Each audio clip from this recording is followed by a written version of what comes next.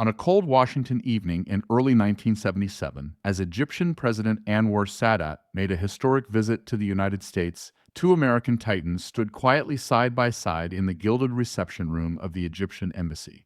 Hubert Humphrey and Nelson Rockefeller, both former vice presidents, both former presidential candidates, both nearing the end of remarkable, complicated lives. Photographed by John Whitman for Washington Dossier, this moment is more than a picture, it's a meditation on power, legacy, and Washington's uniquely elegant form of goodbye. Humphrey, known as the Happy Warrior, was more than a smile and a booming voice. He was one of the most prolific idea men in American political history. He helped craft the Civil Rights Act of 1964, fought tirelessly for Medicare, food for peace, and nuclear disarmament, and planted the very seed that would grow into the Peace Corps.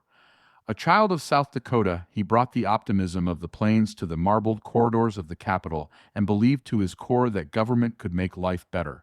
At his side, Nelson Rockefeller, the patrician Republican from New York, wealthy, confident, complex. He built universities, museums, highways. He was a modernist wrapped in tradition, a Republican of the kind that doesn't quite exist anymore, pro-civil rights, pro-choice, pro-government.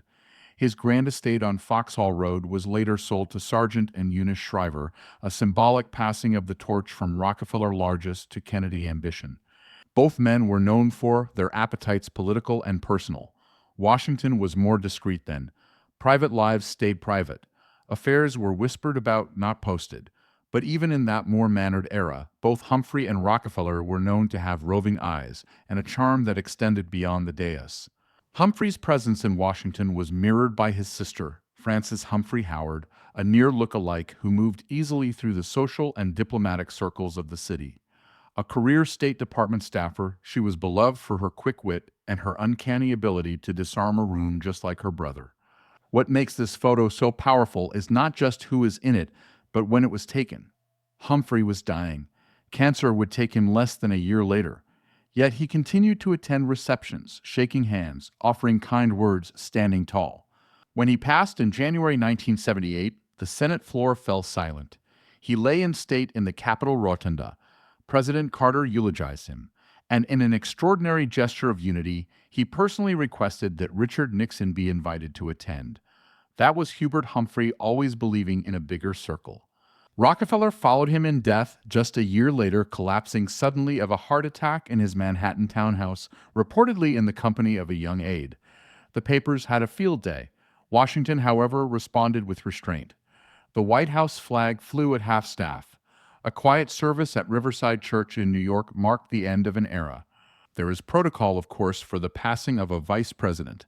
Military honors, Senate resolutions, a nation pausing for a moment to remember. But there is also this photograph, a frozen moment, a final reception. Two men who helped shape the last great bipartisan age of American politics. They had once stood on podiums chasing the presidency. On this night, they stood as witnesses of Sadat's diplomacy, of their own legacies, and of a Washington that still believed in face-to-face civility. As Frances Humphrey once said, quoting her brother, "It's not what you win, it's what you stand for." And in this photo, they stood for one last thing together.